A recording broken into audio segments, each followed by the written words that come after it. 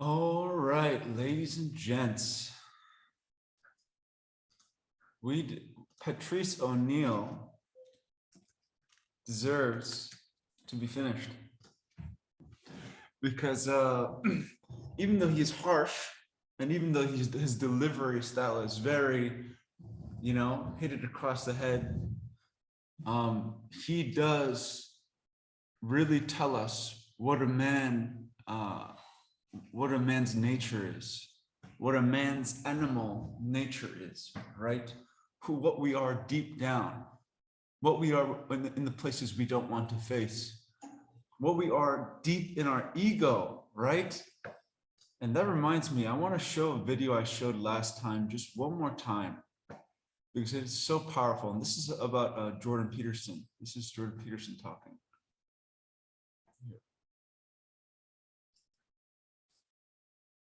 The Jungian idea is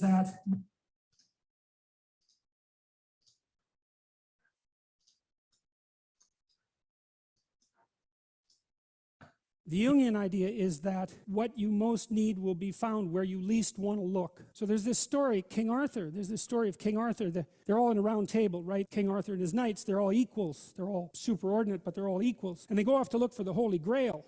And the Holy Grail is the container of the redemptive substance, whatever that is. It might be the cup that Christ used at the Last Supper, or it might be chalice that was used to capture his blood on the cross, right, when he was pierced by a sword. The stories differ, but that's the Holy Grail, and the Holy Grail is lost. That's the redemptive substance, and the knights of King Arthur go off to search for the Holy Grail. But they don't know where to look. So where do you look when you don't know where to look for something you need desperately but have lost? Well, each of the knights goes into the forest at the point that looks darkest to him. And that's Jungian psychoanalysis in a nutshell. It's like that which you fear and avoid, that which you hold in contempt, that which disgusts you and that you avoid. That's the gateway to what you need to know. The Jungian idea. So again, it brings to mind the question, what if what a man is has been so demeaned, has been so looked at it with contempt that now if you just talk about what it means to be a man, what are the implications of what a man feels, immediately you are castigated, immediately you are put down. And that is why we are doing this series. And I'm reinstating yang, not that yang is more important than yin, but that if we don't value yang, yin will never be held up in high standard. And that's why we're going to look at the deepest, darkest things, right? Right before I play Patrice, guys, I just want to say this. I'm not saying a man can't be monogamous. I'm not saying that at all. I'm saying that it's not in our nature to be monogamous.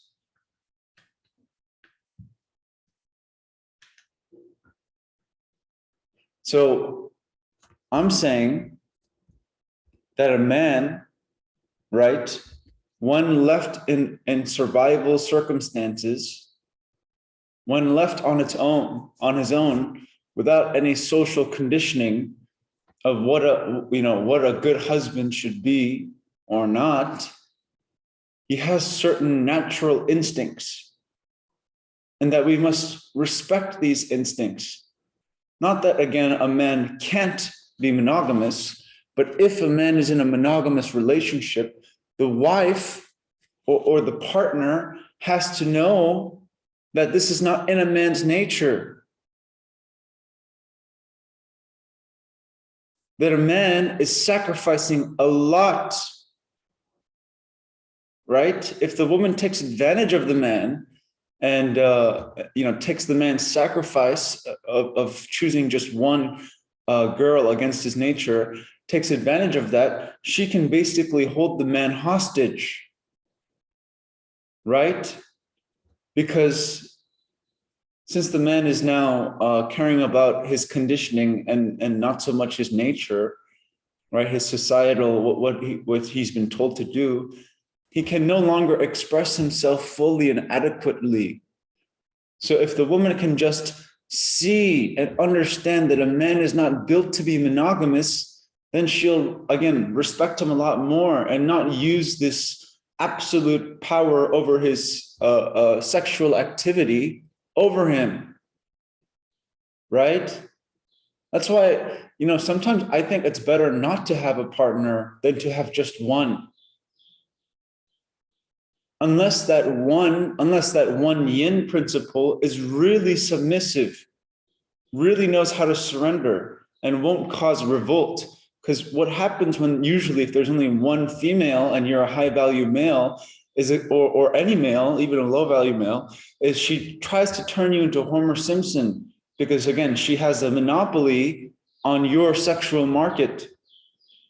So one more time, and we're going to go straight into it. I do not think men are built to want to be monogamous. Deep down, if you give the man an option that they can, sleep with some other girl once in a while and still have a stable relationship with the OG queen, they would all do it, just like the Bibles and the religious texts and all of this say. Because again, unlike a woman, a divine woman, a man doesn't show loyalty in just sex or sexual exclusivity. And a man doesn't have as much as an emotional attachment like a woman when it comes to the act of sex. So these are just basic facts that, if we just completely shrug off and deny, we'll never know what a man is. And we will always take a man for granted. Showing you all the best of him before see. Once you go, wait a minute, I love you. You don't know me. Let's go to show me. A motherfucker, you're gonna love him before he loves you, because he's showing you all the best of himself. You're not. So we went into this a little bit last time, but essentially, a man is offering a lot more value in the beginning of the relationship so that he can basically get into your pants, right? And then from the point of getting into your pants, then the tables turn. And so now if a woman wants to keep a man around, and it's not just about getting into her pants, she has to do other womanly wife, intelligent, smart, agreeable, cooperative, fun, fit, beautiful, all these things. She has to be, worth a man's time.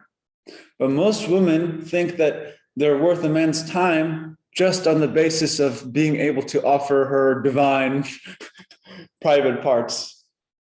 So this is what Patrice O'Neal is going into here, is that you will fall in love with a man before a man falls really in love with you. A man might like you in the beginning real quick, but if a man wants to fall in love with you, that's a whole new thing. You're not showing the best of you. Before he gets pussy, it's him auditioning for pussy. So you're getting the best of a guy. So you're going to love him first. So when you start to love him, you're like, I want him to love me too. You don't have any skill. Once you go, wait a minute, I love this motherfucker. Let's start putting in effect, playing love, baby. You got to do that. You don't know how to. You just sit there and go, I love you. I love you. You should love me. Let me ask you a question, fellas. So, again, that many women are unhappy in their relationships today because they thought that, I guess the man signed up long-term for what they got in the beginning. But no, men, again, even though we are objectifiers in the beginning, right? Our second step is personality. Our second step that wants us to stay around the girl and,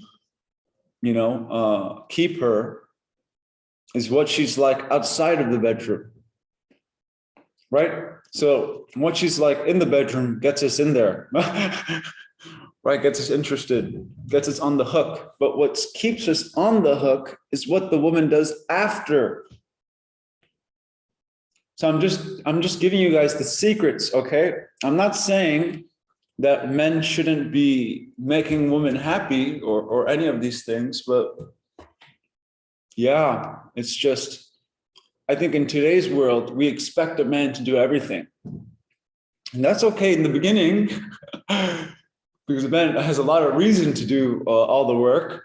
But in the end, again, a woman has to make the relationship comfortable for a man, and a woman has to realize what a man is. Then she'll really make the man happy.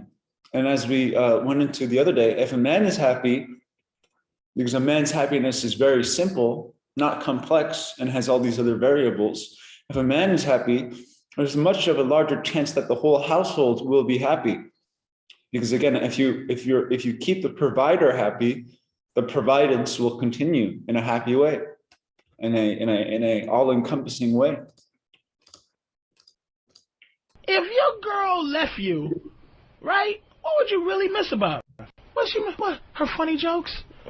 Yeah. Her what? The way she talks to you when you don't want to talk to her? You miss the routine. That's what you miss. You miss the routine of what? Just hanging out together, going out, the things that you do together every day. You miss that because you find yourself sitting alone. We don't have a problem with sitting alone. That's what you miss. We miss. That's what you miss. That's what a woman misses. We don't miss your routine. That's what I'm saying. So why are you sitting home sad?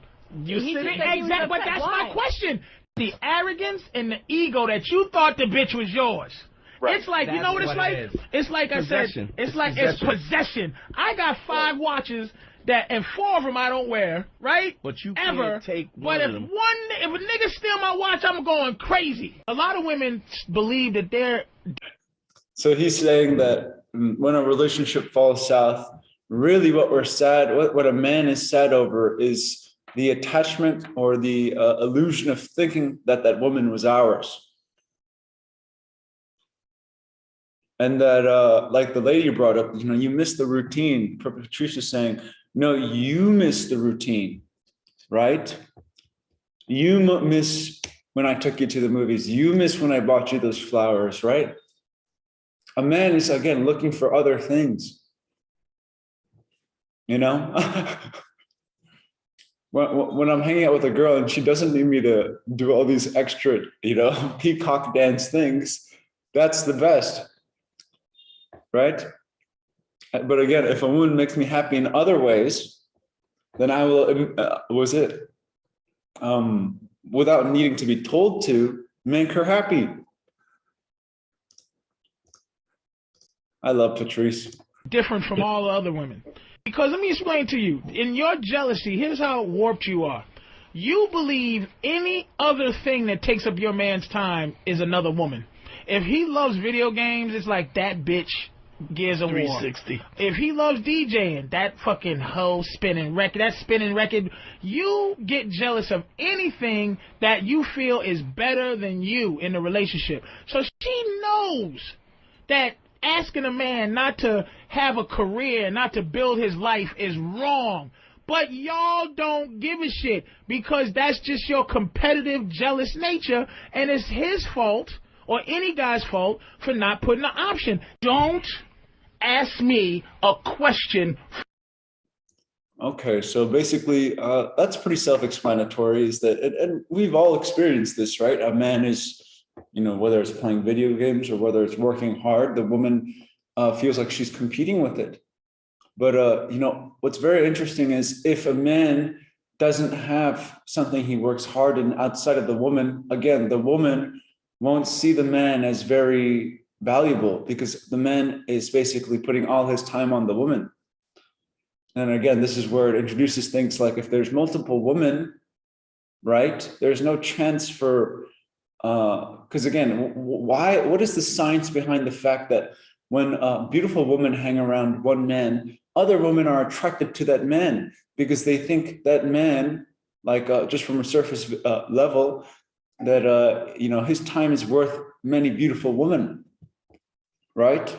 So again, this is very, very natural. The woman saying, oh, this guy has something that other guys don't, so that's why he must be I don't know, more passionate in other things, or a lot of beautiful women are around him. So it's these kinds of things. Nothing bad or good. It's just science, right? It's just the reality. For not putting an option. Don't ask me a question first when you ultimately want something from me. Don't walk in the room and say, what you doing later? Then that makes me want to lie. That makes me go, oh, shit. I don't know what's going on. I'm going to the moon, right? Then she goes, oh, because I was going to suck your balls later. I'm not going to the moon. Fuck, but now you can't say I'm not going to the moon because she goes, you were lying. You understand what I'm saying? Right. When you want something, you come in and go, listen, I was thinking about sucking your balls. Are you going to be busy later? You tell me what the fuck you want first, bitch. Now, I'm sitting there for an hour and 10 minutes trying to logic my way to her, trying to let her know why that puts me in a bad fucking spot.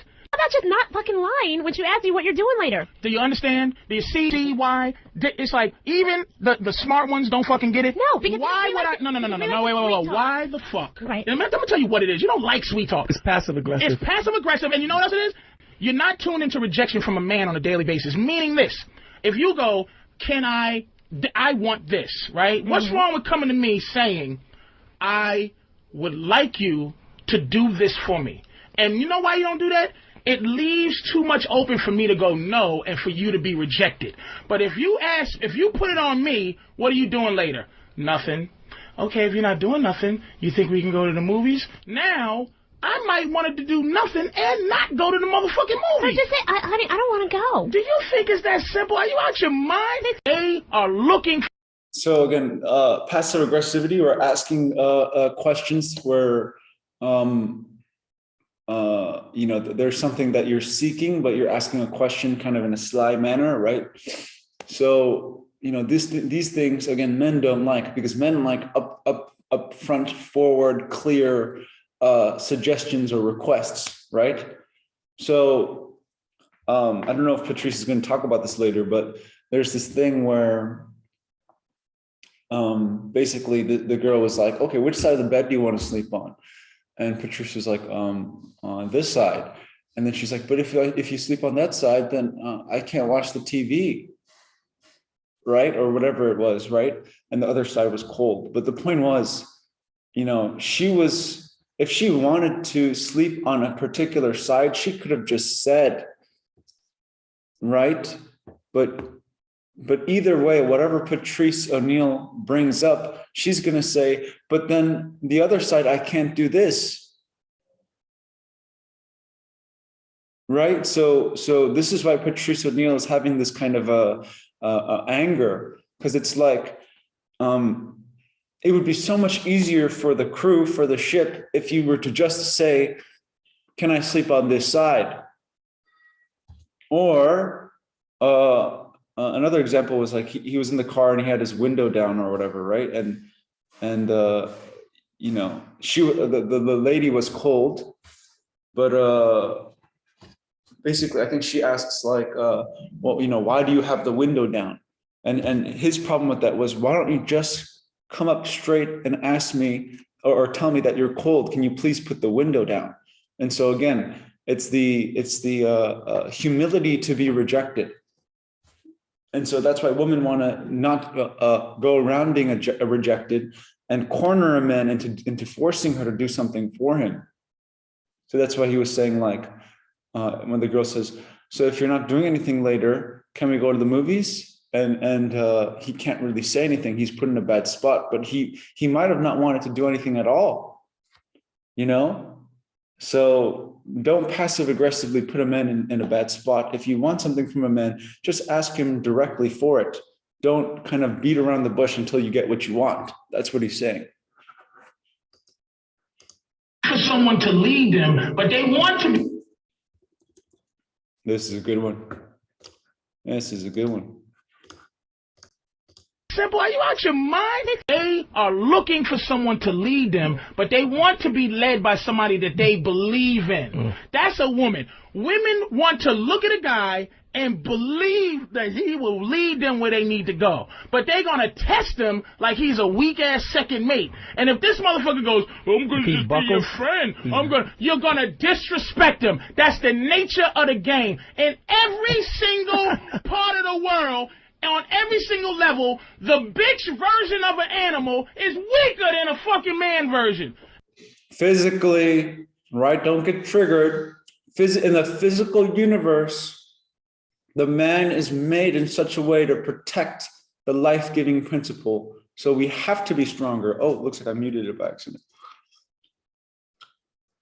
Part of the world, on every single level, the bitch version of an animal is weaker than a fucking man version. Except for praying mantises and men. There are a lot of women who have self-esteem issues. Do you hear that? All of you have self-esteem not all issues. of us do. That's why you're not good at the leading thing. You're good soldiers. You're not good generals. You don't want to be in charge. My fucking happiness is... It's like that bridge thing where, like, if you pull a lever, you know, the train was coming on a track where it was going to kill one person, but if you pull, or 4 people, but if you pull a lever, it'll only kill one person. Women don't want to deal with those kinds of harsh reality decisions, right? So that's why she wants a man to make the tough decisions that can go against the whole community, right? A woman doesn't want to have to suffer going against the whole community with her decisions. Right? So the leader has to be able to be the one who can make controversial decisions, who can separate his emotional connection to the community so that he can logically figure out a radical, extreme, fundamental change in his decisions. So these kinds of things that a woman is seeking for a man who can make those difficult decisions. Not that women can't make difficult situations, but for instance, in times of war, right, and stuff like this, where there's a lot of chance for emotional breakdowns, you want a really strong man to be leading so that, you know, the war, so he doesn't start crying and saying, I can't be the general today, you know, right? A man, you know, eats his tears, right? Doesn't let his emotions get in the way of him doing what he needs to do that day. And it's this kind of a thing.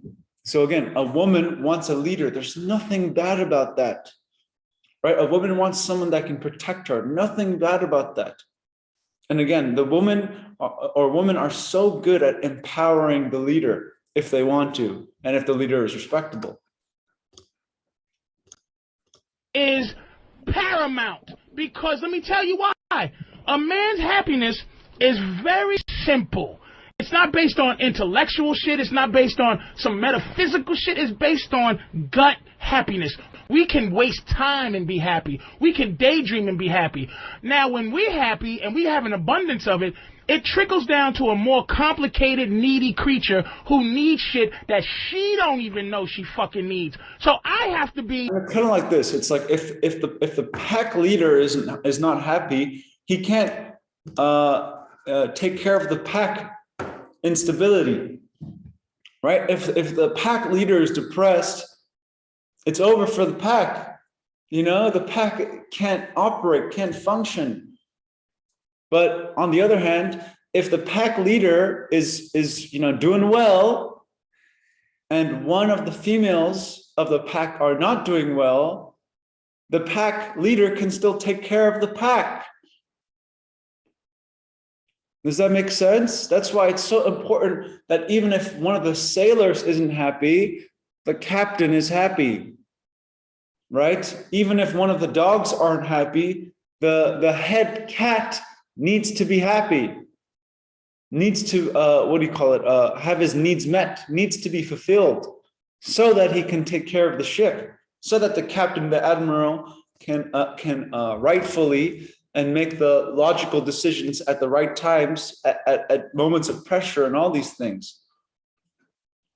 And then the man, after he meets his happiness, can go and is incentivized and motivated to go fill a more complex woman's happiness, right? In compliance, and I have to be in tune with your soul to know what is going to make you happy. Now, how the fuck am I going to be in tune to your soul if I'm unhappy? That's why you got to take control. You have to go, look, I'll figure out how we're going to be happy. I'm not. And this is the thing. So if a man isn't happy, the relationship's not going to work. It's just that simple. Just like I said, if a relationship is not working, it's a man's fault. So a man has no reason to be in a relationship that isn't helping his ship, that isn't helping him steer his own ship. Because if he's not happy in the relationship, eventually the ship is going to sink. So a man has a responsibility to know that his mates are going, his sailors are going to make his ship happy. For the responsibility to everyone, right? So it's these kinds of things. This is why we're saying you have to make the man happy first. Because if you don't make the provider happy, everyone's going to die. Everyone's not going to have, oh, my captain, my captain. I'm not going to let you figure out how we're going to be happy. I am. Because I know what happiness is. Women don't really know. Women don't understand that liking you is way more important than loving you. I got love to give, but you need to be around me. Here's what women don't understand.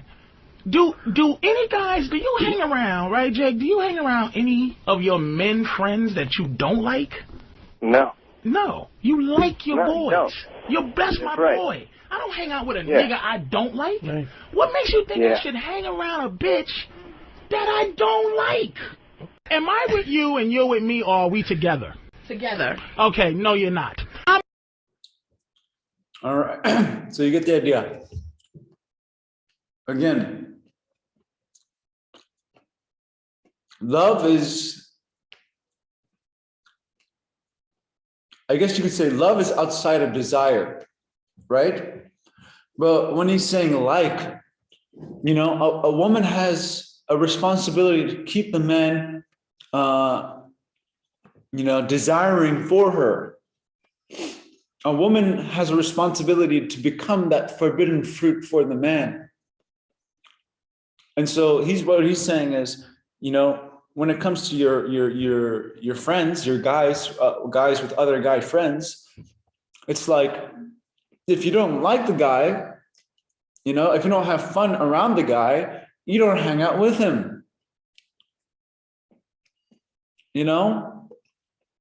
So why would you hang out with a girl that doesn't make you, you know, feel great all the time, or at least most of the time? You know, there's no reason to get into a relationship where this benefit is not mutual. That's what a real relationship is that the unsaid rule is that this is benefiting both mutually. Because if it's not, and if it's a friend zone type of thing, then it's only benefiting one party.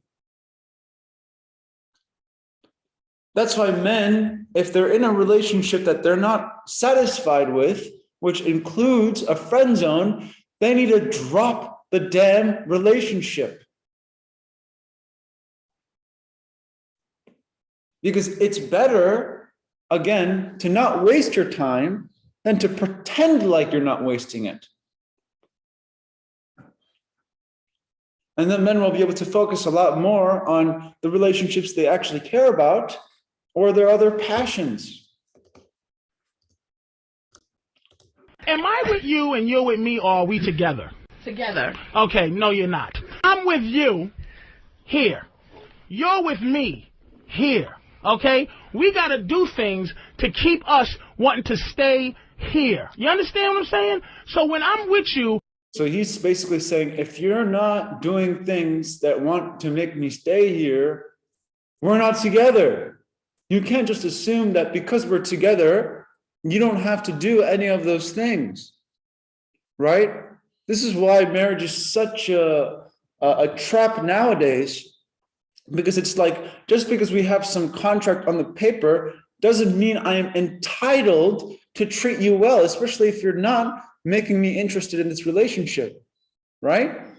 Your nature is to look at me and go, I'm getting bored with him. I'm getting comfortable. My job is to make you constantly want me in your own mind. We're not together because I will leave you or you will leave me. Do you understand what I'm saying to you? So you have to work hard. That's why you're going to love me. The reason that you love me is because you think I'm better than you when you come in.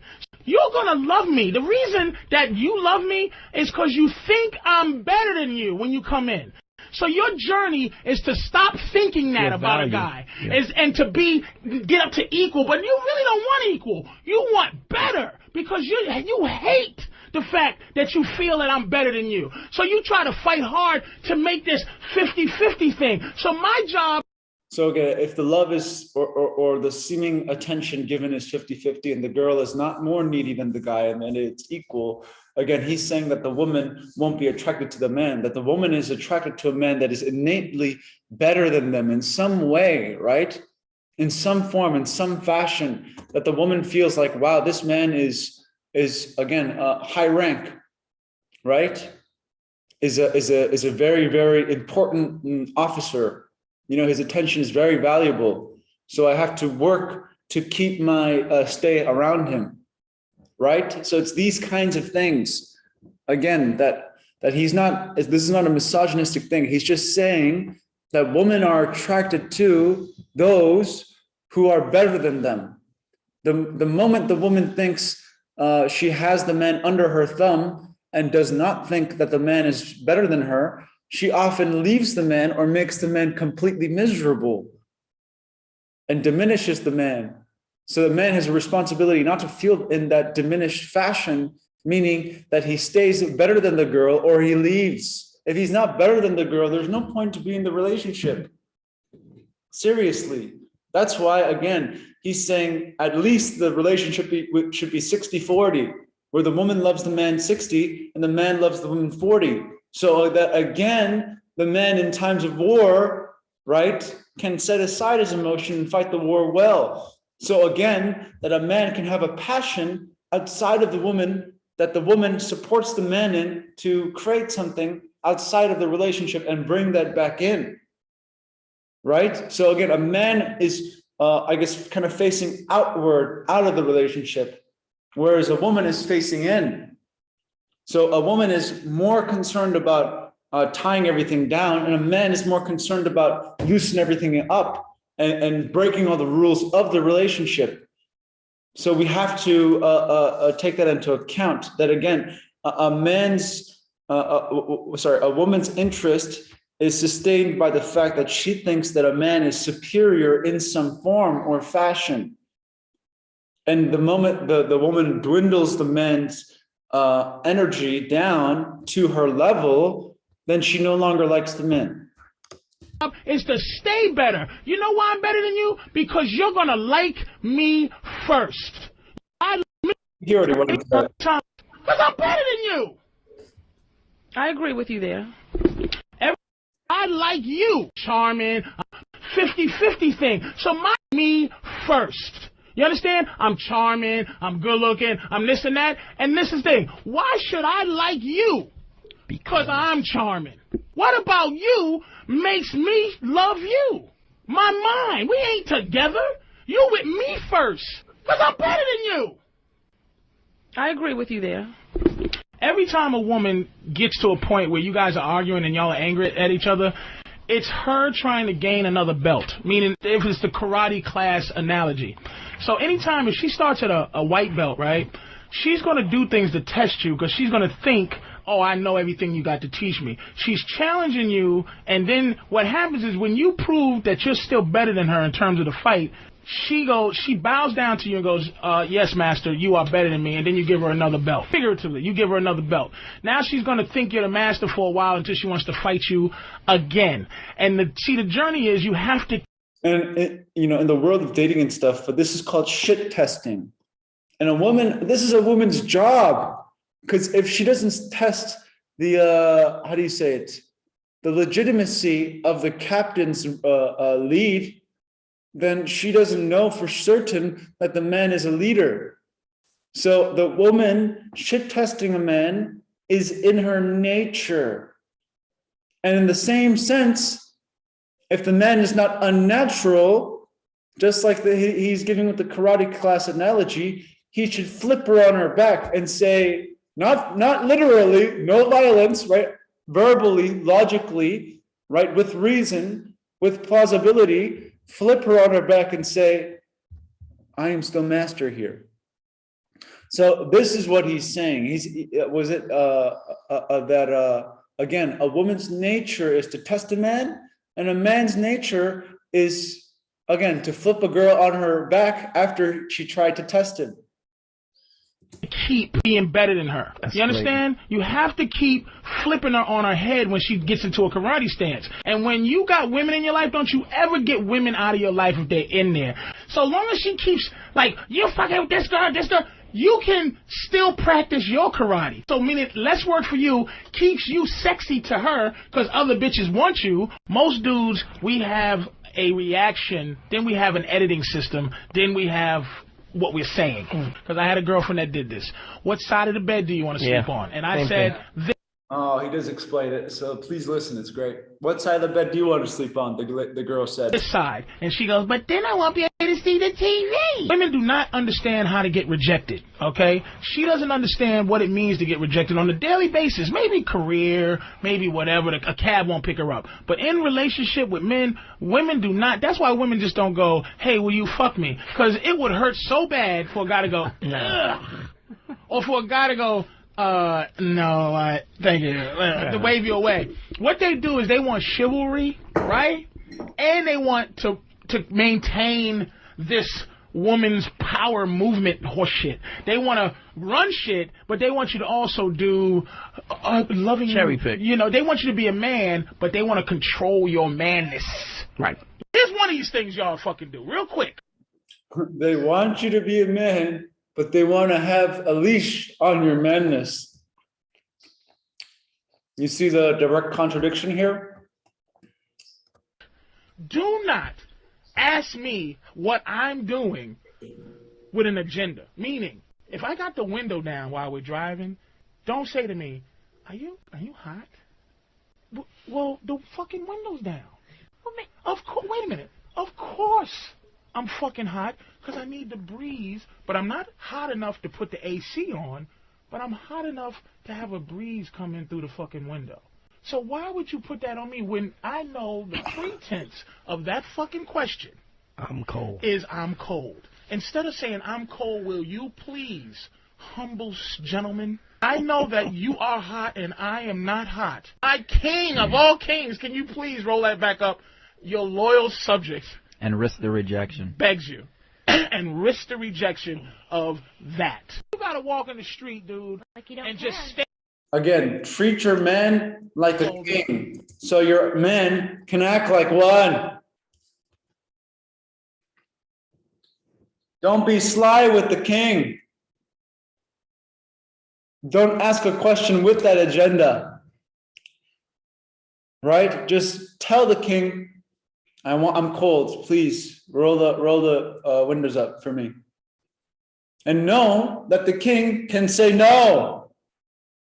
But usually the king, when asked in that fashion, will be like, oh, wow, she demonstrated a great sense of humility, a great sense of selflessness for asking up front, my selfish nature wants you to put the window up. Oh, great. Then I'll put the window up, you know? So this is not bashing women, just showing what a woman's nature is and showing what a man needs to explain to a woman so that the relationship can function and be smooth and not have any of this passive-aggressive emotional buildup. Subject. And risk the rejection. Begs you. And risk the rejection of that. You gotta walk in the street, dude, like and just stand there with your arms folded, like, bitch, fuck you. Like, I'm gonna tell you for real, Poppy's pretty. I get Poppy. I just get Poppy. I'm gonna tell you why I get Poppy. because I just said it. And I just went, I get Poppy. Yeah. Dismissively. And believe it. And believe it. And she knows I think I'll get her. I'm a fat motherfucker, and Poppy knows I think I can fuck her.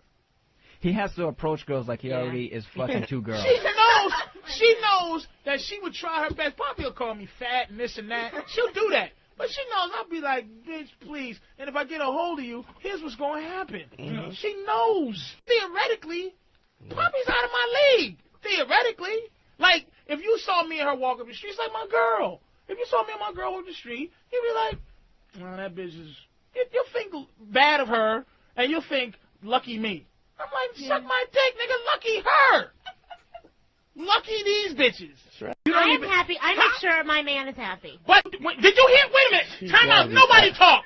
Do you hear what the fuck you just said? When you're happy. But I don't. So what? Karen, shut up for a second.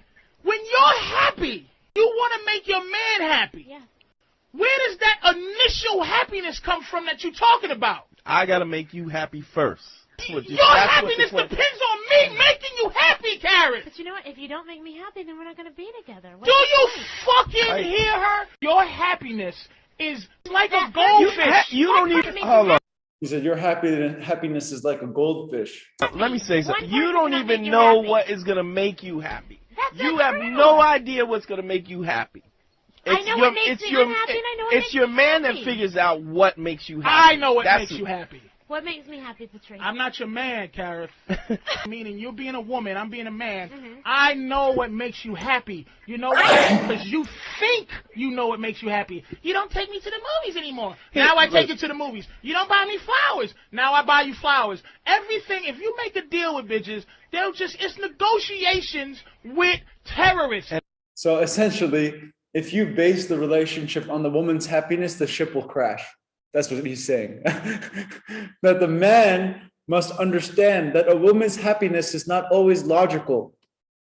And when a man understands that a woman's happiness is not always reasonable, again, then the ship can stay true without any turbulence. Because then he will know, okay, there are certain things that we need as a baseline happiness. And after those needs are met, after the needs of the captain and the core crew are met, then we can focus on making the female happy emotionally, not just logically. But the logic must be covered first. A man's happiness must be covered first. The logistics must be covered first, or else a ship, a relationship can't function. Not a misogynistic thing. But just again, because a woman is not as logical and thought out with her happiness, if a man based all of his direction in a woman, he will never be happy. It's just, that is so true. And people want to, dismiss it and bring all this Hollywood feminist bullshit. But that is the truth, is that if a man bases his happiness in a woman, he will never be happy. Never. And it's I'll tell you what makes you happy. Because let me tell you what trust is. Trust in a relationship. It ain't fucking not cheating and not doing. It's maintaining a routine. You understand what I'm saying? It's not, what's the word I'm looking for? It's not, you're not betraying a routine. What happened is she betrayed the routine. My girl has the keys to my house. She had the keys to my trucks. Never drove the truck.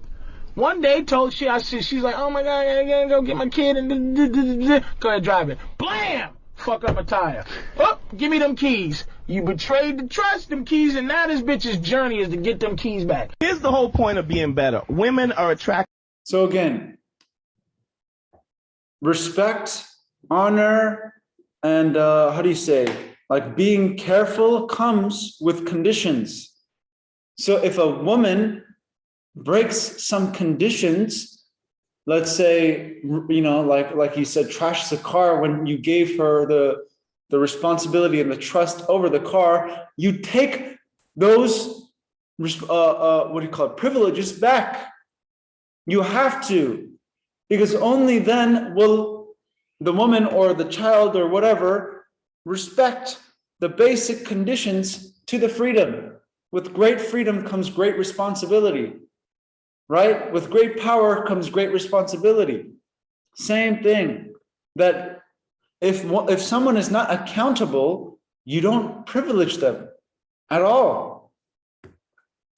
Attracted to men that are better than them. They never are attracted to a man that's not better than them. Yeah. Now, what does better mean? Does it mean financially? Does it mean in looks? Does it mean sexually? Does it mean freaky? Does it mean that he's more exciting, more interesting? Whatever you perceive better as, that's what he's better You're at. right, Dante. But every guy I've ever been with, I've always thought he's too good for me. This guy is, I'm surprised he's attracted to me. But then after dating him for like 3 months, I'm like, oh, fuck. And wait a minute. Wait a minute, because the journey of bringing. Yeah, Patricia's about to explain it, but what did she just say? She says, in the first 3 months of dating a man, he's so awesome and he's so much better than me and I can't believe he's with me. But after those 3 months, I lose the mystery, I lose the fire. Yeah, because again, you've dwindled a man's, charisma down so much to your level of to your level such that the man is dependent on you, that now you don't find him interesting anymore. Even the girl just said that out, no one asked her to say that, like, oh my gosh. And if you're still doubting what I have to share with you guys today, it's just, it's hopeless. Bringing him down. This is what I'm saying. You're right. The journey is for a woman to find a guy who she goes, wow, this motherfucker is cold. I love him. I like him. I'm into him. Then it's a journey to bring, and however long that journey lasts, it's to bring him down. Like I keep saying this, the king and the queen system in England, okay? Mm-hmm. If I'm the king of the fucking town, or whatever, the kingdom. Of the castle. Of the castle. If I marry a useless bitch, you know what she becomes? The queen. The queen. She becomes the queen. She becomes the highest level that a woman's title could be in the world, is the queen. Just by marrying the king. Just by marrying me. That's right. I make you the best you can be. Now, if a queen marries a motherfucker that ain't shit, what does he become? He's the motherfucker who ain't shit, who marries the queen, and the queen can't look at him like she cannot elevate him to his highest level. No woman can elevate a fucking man to their highest level, because then what happens is I have to go above you. The king is better than the queen. Anything you really have. So again, if a queen marries a commoner, the commoner becomes a gigolo. If a king marries a prostitute, that prostitute becomes the queen. Okay? Because again, the man, again, is a leader by nature. Right? So it's a whole different thing if a high value and a very high status lady decides to marry a low value man than a low value lady marrying a high value man, and the high value man, whether it's over time or all of these things, turns that lady into a fine ass lady. You see what I'm saying? You see the difference here? That it's really hard to mold a girl if the girl is a lot better than the guy. That's why this whole income bracket thing is pretty apparent, that again, women like to marry someone that is higher status than them, that is higher ranked than them, or that is at least on their level.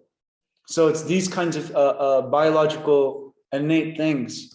To deal with is the threat of rejection, front end rejection, meaning I see you in the streets, I go, hi, how you doing, Supersonic? So a man has to deal with front end rejection. A woman has to deal with back end rejection. Hear him out. And you go, I don't like you. All you had to do was deal with that, the rejection. Women have to deal with rejection on the back end. You have to deal with rejection. Everything we give you to fuck you, this is the problem. I have to be a good lover. I have to have decent money. I have to have decent clothes. I have to be funny. I gotta be everything for your vagina. Where the resentment comes in is now you look at me like I'm supposed to love you like you love me, and you've done nothing lovable. So again, not misogynistic. The man has shown and given everything. He's done his little peacock dance to have a chance to mate with the woman. But now, after the woman has given up you know, those jewels, right? She expects that she doesn't have to do anything more for a man because a man has already laid down all his cards on the table. But what Patrice is saying is now, no, if you want your value to be just sex, yes, you can stop playing at the table, but you have to go all in as well after you've given up that initial, sexual gift or whatever it is, right? Now the real game starts, because now you have to work up and match the things that the peacock dance first accomplished, right? So it's these kinds of things. So again, women have to deal with rejection on the back end, whereas men have to deal with the rejection of auditioning for pussy, right? That's what he's saying. Not one fucking thing have you done lovable. Why should I love you? Because I'm lovable. That's why we don't like you. And this is the biggest disconnect with modern women, is that they're so entitled, right? I'm not saying all women, right? I'm saying modern feminized Western women. They're so entitled. You see what I'm saying? They think everything should be done for them, but they think they should also be treated like a man. So it's such a backwards thing, you know what I mean? Because they're emasculating men, but they want to be treated like men. So it's just absolutely crazy. And this is where the root of the problem goes, is that, you know, before and after sex. Before sex, a man is putting all his cards on the table. After sex, a woman needs to be putting all her cards on the table. This is what I'm saying. You do not fucking know. I know about women. You don't know about men. Because you don't need to. Walk into a club with a beautiful girl and see how other guys treat you, that they don't try to step on your territory and start asking questions. What guys do. But that's fucked up. If you're with a beautiful girl and a guy walks up to you and he says to you, oh, she's really beautiful, right in front of her. Yes. You take that as a compliment? Motherfuck right, nigga. No. That offends you. Jeff, offends me. This is what it, ready? This is how I look at it. This is how fucked up I am. Yeah. Hey, man, your glasses are wonderful. That's the same thing. Those blue lenses. Absolutely not. Wait a minute. Because I don't own her. She's not a possession of mine. Yes, she is. Not a possession. She's an object of desire that has nothing to do with you. Checkmate. I don't need some strange motherfucker to come and tell me that my girl looks good. Yes, you do. No. Women can't go out. If you think your car is freaking beautiful, if you think your girl is freaking beautiful, it's natural that other men say, wow, that car is fine, right? That car is, I wish I had your car. That adds value, just like we went over with Andrew Tate, right? That adds value to your status. On the other hand, right, imagine a woman has a lot of trouble with the man and she's, you know, very over masculine and causing the man trouble. Then other guys would look at your wife, and let's substitute with the car and say, wow, your car gives you a lot of trouble. I wouldn't want your car. So you see the difference? That this is the ideal equation, right? This is when you know a woman is helpful to your status, is helpful to your ship, right? Is if another man comes up and says, wow, your car, I wish I had a chance to own it. I wish I had a chance to ride it. Out and go, I am going to find love, which is what they want. They have to have love come into their life. Like a lottery ticket, they scratch and they go, I hope I meet the guy that's going to make me happy. Meaning, you survey the land and go, he's nice, and your skill, this is what I mean, your skill is to stand there and go, I'll get his attention so that he comes over with his skills. Because you have no skill to get a man. Your skill is your beauty. You don't know how to get a dude. You don't know how to talk your way into nothing. You don't know how to talk your way into happiness. You never had to move and shake and talk and figure shit out and get rejected on a regular basis. You don't, that's not your existence. So of course not, you don't choose a guy. A guy chooses you and you choose to go, I actually did need to Patrice, it's more like reaffirmation. Validation to a point is okay, but the happy. So let's actually go over that just a bit. So it's very much like prom. Of course, a girl can ask a guy, but why do we have this innate thing that guys should be the ones asking? Again, because it's natural. Because again, the guy is the one auditioning for the sexual act, right? And then after the sexual act is complete, then a girl is auditioning for the guy to keep her around. That again, that she is more than just sex. So she starts doing those things that, get her through the auditions. So it's these kinds of things that it's natural for a man to approach a woman first. These are all just natural, innate things in nature, right? That a woman is just like a girl deer is just eating some berries or whatever, right? And a man comes and bothers her, right? That's what the natural kind of schema of things. You don't see a lot of women unless they're already somewhat in a relationship in nature, right? Constantly go chasing after a man. It's always a man chasing the woman. And after the chase is complete, then you know what happens. Happiness, your self-respect has to come from within. Okay. If you let another person make you happy, they have the power to take away your happiness too. Very powerful, very powerful. If your happiness, again, is based on a woman doing something to make you happy, you're in a very tough spot because she might have you by the balls. Look at any woman who's in charge, who really is the boss. She's not happy. Like, she thinks she has to be mean to be the boss. She's copying what she sees bosses do. Women don't want to run shit. It makes them miserable. They want a man who runs shit so she can go, that's my man. If my girl scratches and hits a lottery ticket, I go, damn, she won the lottery. If I scratch and win a lottery ticket, she goes, damn, we won the lottery. Women think in terms of us. Men think in terms of me. That's why we can be the boss. We can be hated. We can have that. We embrace that kind of misery. Women hate to run shit because there's no guideline for what they should do except for from a dude. Instead. So again, guys, right? A man has the ability to go against the grain. A woman does, yes, but again, she needs a man to lead her in that charge against the grain. Because going against the grain is a very pressuring and very, emotionally testing act. So it's not a bad thing. It's just our rules that a woman likes to be a diplomat, and she likes to be the root into the community.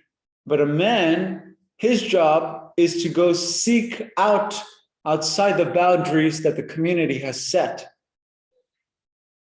So a woman's job is to maintain the connection to the community and make the community real nice and get the agreement of others. A man has the ability to disagree with the whole community.